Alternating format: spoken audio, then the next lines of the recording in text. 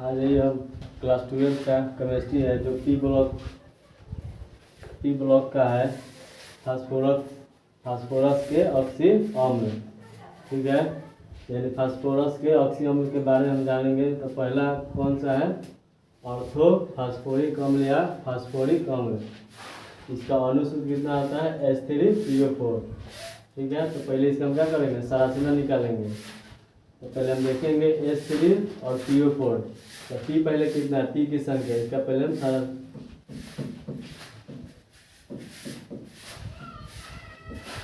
इसका संरचना निकालेंगे। देखिए यहाँ पे P की संख्या कितना दिया है, 1 दिया है।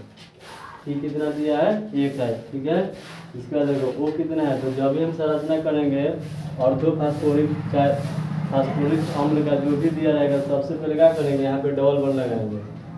कितना करेंगे, डबल बॉन्ड। यहाँ पे कितना फास्फोरस के बाद में इसमें कितने इलेक्ट्रॉन होता है, तो 5 होता है। तो 2 तो यहाँ पे हो गया, इसका कितना हो गया, 3। 1 2 3। इसके बाद देखिए हमारे पास H कितना है, 3 गो है, और O कितना है, 4 गो था। तो 4 गो में से 1 गो हम यहाँ पर लगा दिए, तो बचा कितना, 3 गो। तो हम क्या करेंगे, सिंगल बॉन्ड इसके साथ OH जोड़ देंगे। OH और क्या हो जाएगा, OH। ये आपका क्या हो जाएगा, संरचना हो जाएगा। यानी हम पढ़ रहे हैं क्या, फास्फोरस के ऑक्सी अम्ल।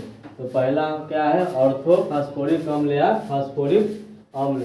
इसका अनुसूत्र क्या होता है H3PO4। इसका ऑक्सीकरण संख्या बोल रहा है, क्षारकता बोल रहा है, और संकरण बोल रहा है। तो अनुसूत्र H3PO4 होगा। इसका पहले हम क्या किया, संरचना निकाले हैं। तो संरचना यानी फास्फोरस के बाद कितना होता है, 5 इलेक्ट्रॉन होता है। ऑक्सीजन के पास कितना होता है, 6 इलेक्ट्रॉन होता है। तो ये अपना स्टेप पूरा कर लिया है ऑक्सीजन। और फिर कितना, फास्फोरस के पास कितना बचा है, 3। 1 2 3। तब क्या करेगा, OH वो यहाँ कितना हो रहा है, 3 गो। हाइड्रोजन कितना बच रहा है, 3 गो बच रहा है। तब क्या करेगा, दोनों OH तीनों मिला क्या कर लेगा, OH मिला क्या कर अपना अपना स्टेप पूरा कर लेगा सिंगल बॉन्ड से। यहाँ पे क्या हो जाएगा, ये संरचना आपका तैयार हो गया। इसका देखिए बोल रहा है क्षारकता। तो क्षारकता ज्ञात करने के लिए सबसे पहले हम क्या देखते हैं, OH की संख्या पर ध्यान देते हैं। क्षारकता निकालने के लिए सबसे पहले क्या करते हैं, OH की संख्या देखते हैं।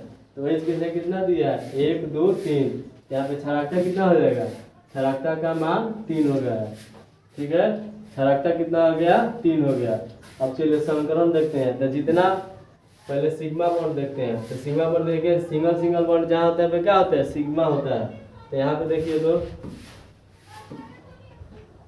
सिग्मा बॉन्ड यहाँ पे हो गया 1 2 3। और देखिए जहाँ पे डबल बॉन्ड होता है वहाँ पे एगो सिग्मा होता है, एगो पाई होता है। ठीक है, तो संकरण ज्ञात करने के लिए चलिए, संकरण ज्ञात करने के लिए क्या होता है, सिग्मा बॉन्ड प्लस क्या होता है, lone pair. Sigma bond plus क्या होता है, लोन पेयर। तो देखिए सिग्मा कितना होता है, 1 2 3 4 को सिग्मा, लोन पेयर एक भी नहीं, तो कितना आ गया, 4। तब जब इसका संकरण 4 आता है, सिग्मा बॉन्ड की संख्या 4 हो गया, तो इसका संकरण कितना हो जाएगा, sp3 हो गया। ठीक है, कितना हो जाता है, sp3 हो गया। हम क्या कर निकालिए, संरचना निकालिए। इसके बाद क्षारकता निकालिए, संकरण निकालिए। क्षारकता कैसे ज्ञात किया जाता है, हम सिर्फ देखेंगे OH की संख्या, यानी OH कितना है, जितना OH उतना क्षारकता। OH कितना है, 3 है, 1 2 3। तो क्षारकता कितना हो जाएगा, 3 हो जाएगा। ठीक है, इसके बाद हमको क्या करना है, ऑक्सीकरण संख्या ज्ञात करना है। तो जिसकी निकालना है उसका क्या करेंगे, उसको हम मान लेते हैं X। तो H3PO4 में क्या, P की ऑक्सीकरण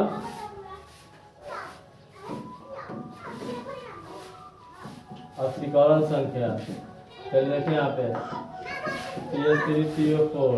ठीक है, तो ये कितना दिया, हाइड्रोजन का 1 होता है, कितना दिया, 3। और P का निकालना है, तो 1 हो जाएगा, ऐसे कितना 2 गुने 4 बराबर 0। 3 + 1 - 4 गुना 8। कितना आ जाएगा, 8 में से 3 जाए कितना, 5। x बराबर कितना, इधर कितना आ जाएगा, प्लस, यानी फास्फोरस की ऑक्सीकरण से कितना आ जाएगा, यहाँ पे प्लस में फास्फोरस के ऑक्सीकरण से कितना हो जाएगा, प्लस में 5 हो जाएगा। ठीक।